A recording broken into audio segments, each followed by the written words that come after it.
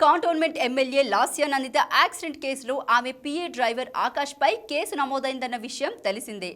ఆకాష్ నిర్లక్ష్యపూరితంగా వాహనం నడపడం వల్లే లాస్యా చనిపోయిందని ఆమె కుటుంబ సభ్యులు పోలీసులకు ఫిర్యాదు చేశారు. ఈ క్రమంలో ప్రమాదంలో గాయపడి చికిత్స పొందుతున్న ఆకాష్ నుంచి స్టేట్మెంట్ తీసుకున్నారు పటాన్చెరు పోలీసులు. మెజిస్ట్రేట్ సమక్షంలో సృహలో ఉన్న ఆకాష్ వాంగ్మూలం ఇచ్చాడు. ఆ స్టేట్మెంట్లో దర్గా నుండి హైదరాబాద్ చేరుకొని లాస్యా కారులో ఉన్న తన అక్క కూతుర్ని మరో కారులోకి ఎక్కించాం. లాస్యా తినడం కోసం వెళ్దామని చెప్పడంతో హోటల్స్ వెతుక్కుంటూ వెళ్ళాం. ప్రమాదం ఎలా జరిగిందో అర్థం అవ్వట్లేదు. ఆ టైంలో నా మైండ్ బ్లాంక్ అయిందని ఆకాష్ పేర్కొన్నారు.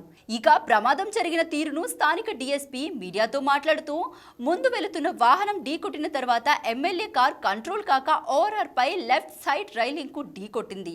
ప్రమాదం కంటే ముందే కారు ముందు భాగం పగిలి కింద పడిపోయి ఉన్నాయి. నిర్లక్ష్యంగా అతివేగంగా నడపడం వల్లే ప్రమాదం జరిగింది అని వివరించారు.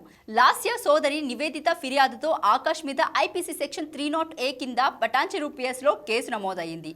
శుక్రవారం వేకువజామున ఉదయం 5:15 ఆకాష్ తనకు ఫోన్ చేశాడని, ప్రమాదం జరిగి ఇద్దరికి దెబ్బలు తగలాయని లొకేషన్ షేర్ చేశాడని నివేదిత ఫిర్యాదులో పేర్కొన్నారు. తీరా స్పాట్ కు తాము వెళ్లి చూస్తే నుజ్జునుజ్జు అయ్యి కారు మాత్రమే ఉందని ఆమె తెలిపారు. పోలీసులు వెల్లడించిన వివరాల ప్రకారం సదాశివపేటలోని ఓ దర్గాలో మొక్కులు చెల్లించడానికి ఎమ్మెల్యే లాస్యా నందిత తన కుటుంబ సభ్యులతో వెళ్లారు.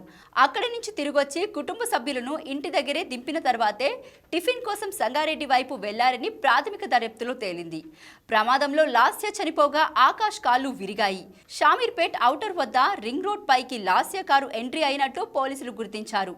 నిద్రమత్తులో జారిపోవడం వల్లనే ప్రమాదం జరిగినట్లు ఆకాష్ చెప్తున్నప్పటికీ అన్ని కోణాలలో దర్యాప్తు చేస్తున్నట్లు పోలీసులు వెల్లడించారు.